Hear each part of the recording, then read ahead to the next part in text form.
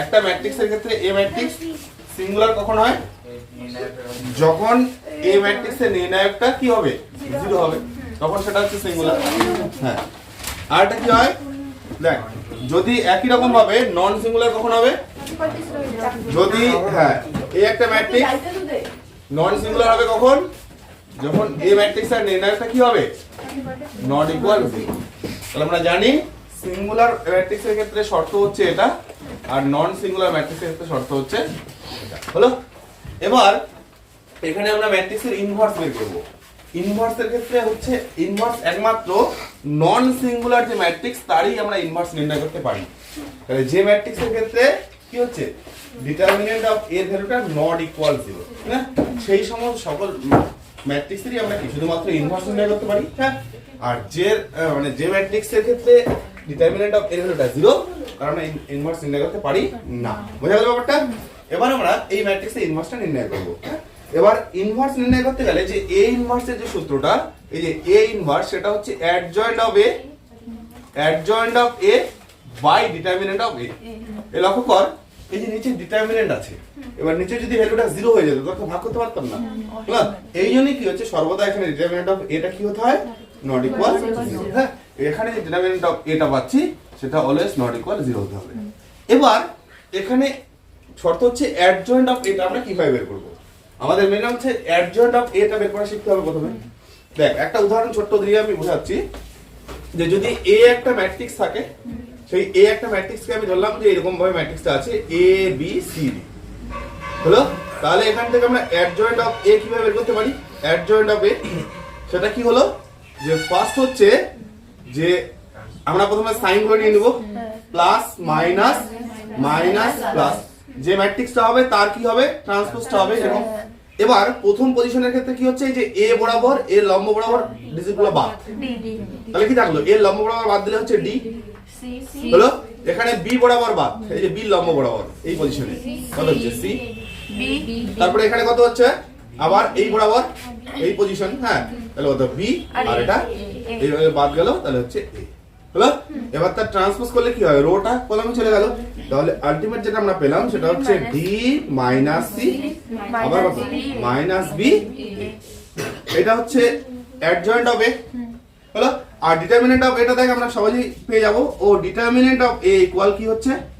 Determinant of এ হচ্ছে এটা determinant, তাহলে হচ্ছে এ বি কত হচ্ছে? C D. তার মানে কত হচ্ছে এখানে? A D minus B C. কি হতে হবে বললাম এটাকে? Not equal 0। দেখ, আমরা যদি ডিটারমিনেন্ট ভ্যালু জানি, আমরা যদি এখানে এই অ্যাডজয়েন্ট অফ এটা বের করতে পারি, হ্যাঁ, তাহলে আমরা কি হচ্ছে সহজেই সেটা এখান থেকে আমরা বসিয়ে দিতে পারবো যে এ ইনভার্সে কি হচ্ছে? যে adjoint of A by determinant of A নিচে থাকলো, এটাকে আমরা এইভাবে লিখছি। 1 বাই কত হচ্ছে? A D minus B C, তার সাথে কি হবে? তার সাথে কি এই যে পার্টটা, হ্যাঁ, যে D minus B, D minus B, তারপরে মাইনাস সি, আবার হচ্ছে এটা হচ্ছে 2/2 এর ক্ষেত্রে অ্যাডজয়েন্ট নির্ণয়। হলো? অ্যাডজয়েন্ট নির্ণয় আর ইনভার্স নির্ণয় আমরা শিখে গেলাম। এবার যদি এই যে ম্যাট্রিক্সটা 3/3 হতো তাহলে কিভাবে অ্যাডজয়েন্ট নির্ণয় সেটাও আগের দিন একটু শেখানো হয়েছিল, হ্যাঁ, লাস্টে। হ্যাঁ, এবার কি হচ্ছে 3/3 ক্ষেত্রে আমি ধরি যে আরেকটা ম্যাট্রিক্স একইভাবে নিচ্ছি, যে বি আমি একটা ম্যাট্রিক্স নিলাম, যে বিটা হচ্ছে আমি নিলাম ধরি যে এরকম A B C D E F, তাহলে যে জি এইচ আই আমি এইভাবে নিলাম। আমি A11 A12 এইভাবে বেশি লিখতে হচ্ছে, অত বেশি লিখলাম না, এই শর্টকাটে আমি দেখাচ্ছি। হ্যাঁ, তাহলে বি ম্যাট্রিক্সের এবার বির ইনভার্স একই ফর্মে, তাহলে যখন আমি বি ইনভার্স করব তাহলে এক্ষেত্রেও কি হবে? অ্যাডজয়েন্ট অফ কত হচ্ছে? বি ম্যাট্রিক্সের, আবার determinant of B, determinant of B. এখানেও কি হবে? ডিটারমিনেন্ট অফ বিটা যেটা হতে হবে সেটা কি? Not equal 0। হলো? এবার আমাদের ডিটারমিনেন্ট বের করা তো শিখে গেলাম চ্যাপ্টারটাতে, আগের চ্যাপ্টারে শিখছি এগুলো 3/3 2/2 সবগুলো পারবো। এবার দেখ অ্যাডজয়েন্ট অফ বিটা দেখাচ্ছি। অ্যাডজয়েন্ট অফ বি সেটা কি হবে? যে প্রথমে এবার 3/3 ক্ষেত্রে কি হচ্ছে? সাইনটা প্লাস, গ্যাপে লিখতে বলছিলাম প্লাস মাইনাস প্লাস, আবার মাইনাস প্লাস মাইনাস, হলো? প্লাস প্লাস এইরকম ফর্মে, এখানে একটু গ্যাপে রাখতে বলছিলাম। এবার তাহলে প্রথমটার ক্ষেত্রে, প্রথম পজিশনের ক্ষেত্রে দেখা এই পার্ট এ বরাবর বাদ, EI minus তাহলে কত হচ্ছে EF না EI না না ই একবারে করছি না, আমি লিখছি EF আর কত আছে HI, পরে আমরা 2/2 কে তো ভাঙতে পারি, হ্যাঁ, তাহলে এটা EI হবে মাইনাস HF হবে, যেটা পাবো সেটাই। একই রকম ভাবে দ্বিতীয় পজিশনের ক্ষেত্রে দেখ এই B বরাবর, B লম্ব বরাবর বাদ, তাহলে DF GI, তাহলে DF আবার হচ্ছে GI, হ্যাঁ। এরপরটা সি এর ক্ষেত্রে দেখ, সি এর ক্ষেত্রে যেটা হলো এটা বাদ, তাহলে কত হচ্ছে DE কত হচ্ছে GS। এই টোটালটা সলভ করে যা পাবো তার কিন্তু আবার ট্রান্সপোজ করতে হবে, ঠিক হলো এরকম ফর্মে। দিন দেখ এটা গেল, তাহলে কত হচ্ছে BC তারপরে কত HI, দেখবি তো একটু, হ্যাঁ SI, তাই না? এরপরটা বলবি এখানে, তাহলে E এর ক্ষেত্রে এটা গেল, E বরাবর, E লম্ব বরাবর বাদ, তাহলে থাকবে ACGI, তাহলে ACGI হলো। আর এটা গেল, তারপরে কত হচ্ছে ABGH হলো। এবার তারপরে G বরাবর, তাহলে BC, তারপরে হচ্ছে EF, তারপরে হচ্ছে এটা আবার, হ্যাঁ এটা হচ্ছে কত এই বরাবর গেল, তাহলে কত হচ্ছে ACDF, তাই না? ACDF হলো।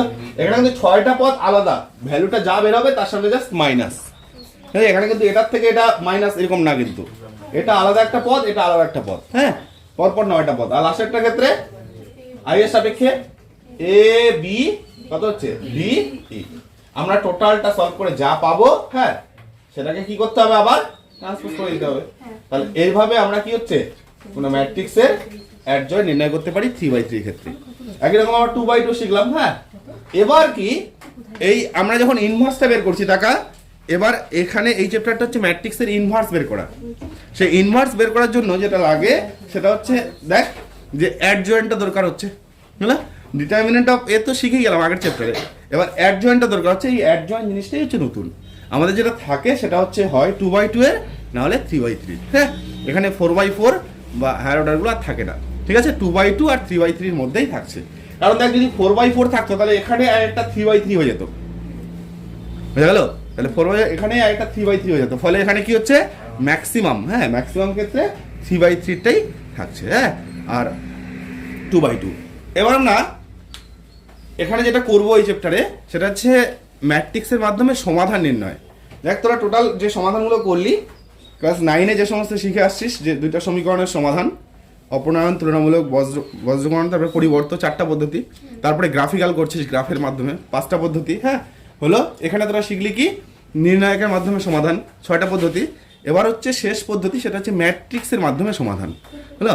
তাহলে আমরা কি করবো আবার, যে ম্যাট্রিক্সের মাধ্যমে কি হচ্ছে সহ সমীকরণের সমাধান, হলো।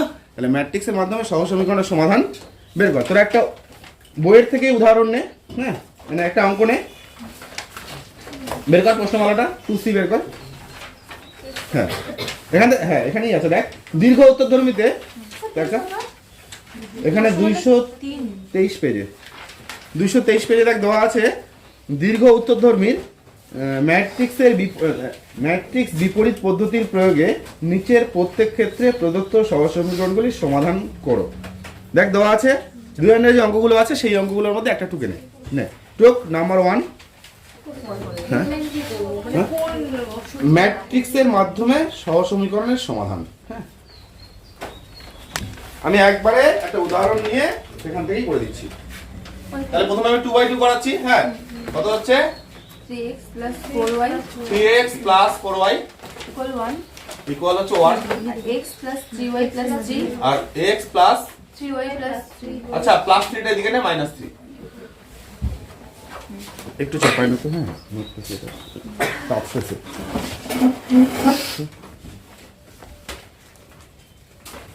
বুঝছে?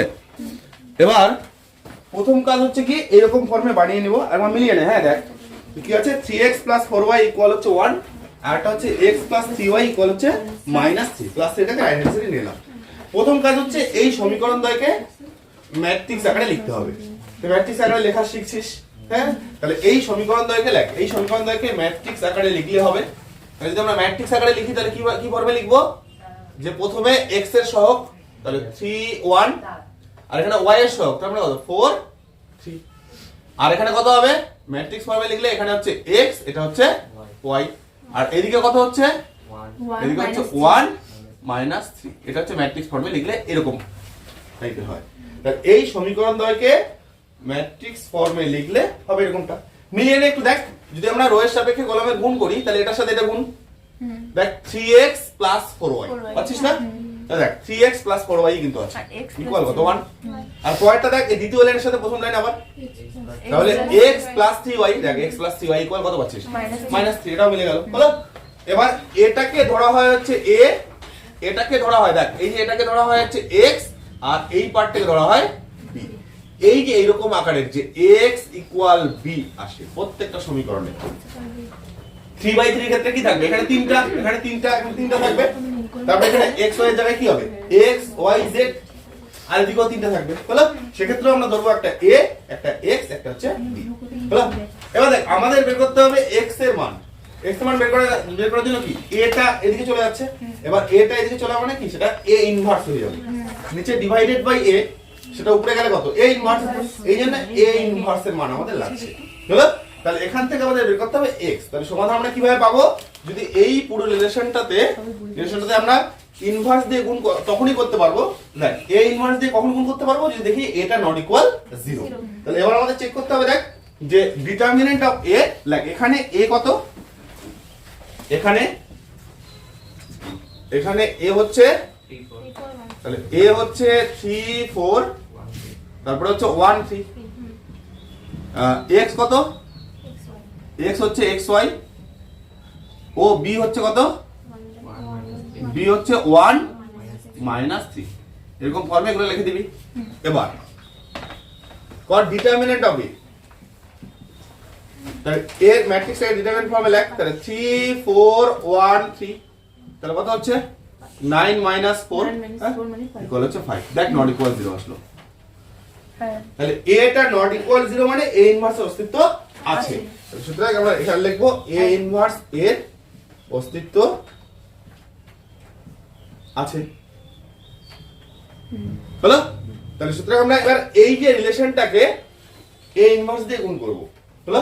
তাহলে এই যে এটা যদি আমরা এক নাম্বার রিলেশন দেই, আমাদের তো টার্গেট হচ্ছে x এর মান বের করা, তাহলে এক নম্বর সমীকরণ কি আমরা এই যে নির্দিষ্ট ভাবে দেখ বাম পক্ষে, আমরা জানি ম্যাট্রিক্সের ক্ষেত্রে যখন গুণ করা হয় দুইটাই একই সেটে গুণ করতে হয়, এইদিকে যদি এর সামনে গুণ করিস তাহলে এখানেও কত b এর সামনে গুণ করতে হবে হলো, এইদিকে যদি এই পার্টটার পিছনে গুণ করিস তাহলে এখানেও b এর কত পিছনে গুণ করতে হবে, কারণ ম্যাট্রিক্সের ক্ষেত্রে ab আর b এর সর্বদা একই জিনিস না হলো। তাহলে কি হচ্ছে, এই জন্য কি হচ্ছে একটা নির্দিষ্ট পার্টে যে আমরা যদি এখানে এর সামনে গুণ করি তাহলে কি হচ্ছে a ইনভার্স, দেখ আমরা a ইনভার্স দিয়ে গুণ করলাম, তাহলে a ইনভার্স ইনটু কত x, তাহলে এখানে কত হচ্ছে আর এদিকে কত a ইনভার্স তার সাথে কত b হলো। এবার এই যে a ইনভার্স আর a মিলে সেটা কত i, তাহলে এটাকে লেখা হয় i ইনটু কত x, আর এদিকে কত হচ্ছে a ইনভার্স b। এবার দেখ কোন ম্যাট্রিক্সের সাথে যদি আইডেন্টিটি ম্যাট্রিক্স গুণ করা হয় তাহলে কি সেই ম্যাট্রিক্সটাই হয়, সেই ম্যাট্রিক্স, একক ম্যাট্রিক্স না তো, এটাই তো একক ম্যাট্রিক্স, তাহলে ম্যাট্রিক্সের সাথে 1 গুণ, তার মানে কি সেই ম্যাট্রিক্স এখানে কত x হবে, তাহলে x টা অ্যাকচুয়াল কি হচ্ছে a ইনভার্স b। তার মানে আমাদের এবার টার্গেট কি b ম্যাট্রিক্স তো আমরা জানি, ঠিক আছে, আমাদের টার্গেট কি a ইনভার্স ম্যাট্রিক্সটাকে বের করা, হয়ে গেল ব্যাপারটা। তাহলে এবার লেখ, এবার a ইনভার্সটা কি হয়, adjoint of a by determinant of a লাগছে। এবার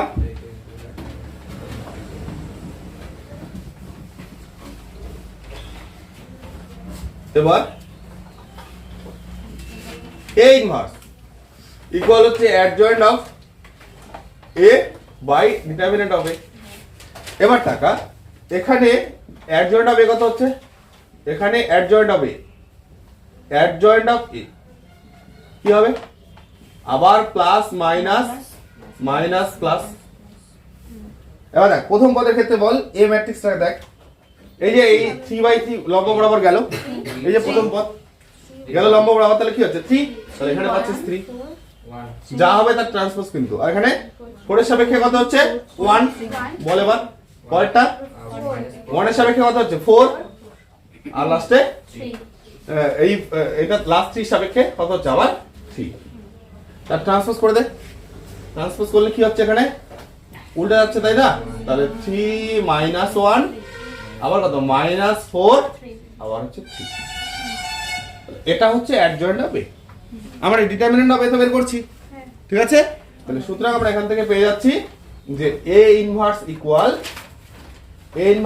কি হচ্ছে 1/5 তারপরে 3 - 4 - 1 আবার হচ্ছে 3। বোঝা গেল? তাহলে সুতরাং আমরা এখান থেকে x কি পাচ্ছি? তাহলে x আমরা কি পাচ্ছি বলতো? a ইনভার্স b তাই না? তাহলে x এর যে মানটা আমরা পাচ্ছি সেই x টা হচ্ছে a ইনভার্স b। আচ্ছা a inverse b, a inverse মানে হচ্ছে এটা 1/5 তারপর কত 3 - 4 - 1 3 আর b কত দেখ b হচ্ছে 1 - 3 তাহলে b হচ্ছে 1 - 3। এবার আবার রয়েছে দেখো আমি গুণ কর, তাহলে x যেটা থাকলো সেটা কি 1/5 তো সামনে আছে, এবার বল রয়েছে দেখো আমি গুণ আছে, তাহলে দেখো এটার সাথে এটা 3 প্লাস তাহলে 3 প্লাস প্লাস এই যে -4 - 3 তাহলে কত +12 হয়ে গেল। আর এখানে -1 আবার মাইনাস দেখ -1 ইনটু +1 তাহলে -1 আবার -3 দেখ +3 ইনটু -3 মানে -9। তার মানে কি পাইলি এখানে 1/5 আর এখানে 12 আর 3 15 থাকলো আর নিচে কত মাইনাস এখানে 10 থাকলো। আচ্ছা যদি এখানে দেখ টাকা এই যে 1/5 দিয়ে যদি গুণ করে দিস, হ্যাঁ একটু ওয়েট, হ্যাঁ হয়ে গেছে 3 - 2 আর এদিকে কত হবে x এর যে ভ্যালু সেটা কত xy, তাই তো? আর এবার এখান থেকে পরের লাইনে আমরা দেখ দুই দিকে যদি সমতা অ্যাপ্লাই করি তাহলে x এর যেটা 1 পাচ্ছি সেটা কত 3 আর y এর যেটা 1 পাচ্ছি সেটা কত মাইনাস। ক্লিয়ার? হ্যাঁ বলে হ্যালো ভাই রাখলে বলে